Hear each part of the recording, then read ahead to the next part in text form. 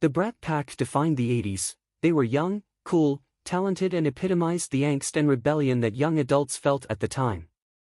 The key players were the stars of films like The Breakfast Club, St. Elmo's Fire, The Outsiders and Pretty in Pink, capturing the feeling of an entire generation in the process. The term Brat Pack was coined by New York Magazine writer David Blum, intending to cast a negative light on the actors and their alleged bad behavior. Decades later, the Brat Pack took different paths, with some turning to television work while others tried their hand at writing and directing.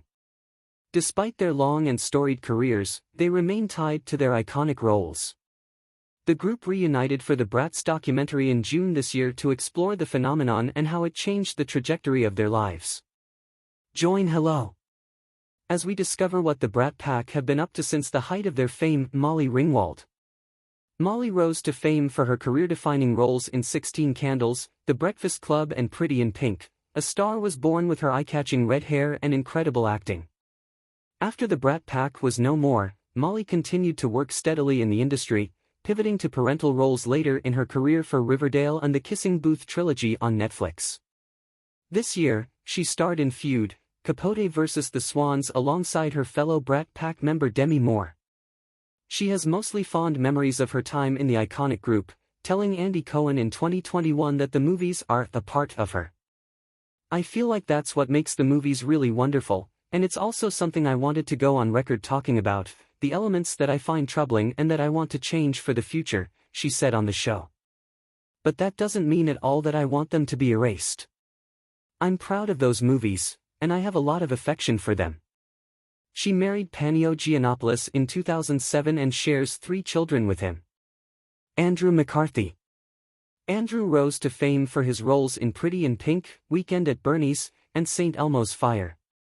After the Brat Pack phenomenon faded, he turned his eye to directing, with credits like Gossip Girl and The Blacklist to his name. He also enjoyed a recurring role on Good Girls, amongst other TV appearances. The actor has 3 kids, 1 with ex-wife Carol Schneider and 2 with his current wife, Dolores Rice, whom he married in 2011. Andrew was the driving force behind the Brat Pack documentary on Hulu, which premiered on June 13 this year.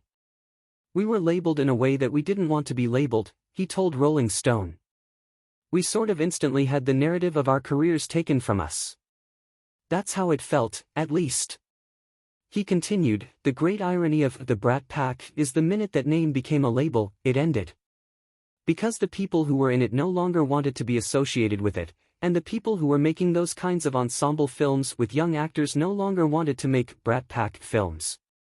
Demi Moore. The Brat Pack was just the beginning for Demi, who starred in St. Elmo's Fire. She went on to act in Ghost alongside Patrick Swayze, A Few Good Men with Tom Cruise, and Indecent Proposal with Robert Redford. This year, she starred in the critically acclaimed film The Substance, which tackles the double standard around aging in Hollywood. She was engaged to fellow Brat Packer Emilio briefly until she discovered his infidelity, and the pair split. Demi went on to marry die-hard actor Bruce Willis in 1987 and welcomed 3 daughters together, Rumor, Scout and Tallulah. The couple separated in 2000 but remain good friends to this day. She married That 70s Show star Ashton Kutcher in 2005 but split with him in 2011. As for her Brat Pack stance, Demi was largely uncomfortable with the label, she told Entertainment Weekly. "None of us really liked the idea of being called brats, or that we weren't professionals or didn't take our work seriously," she said.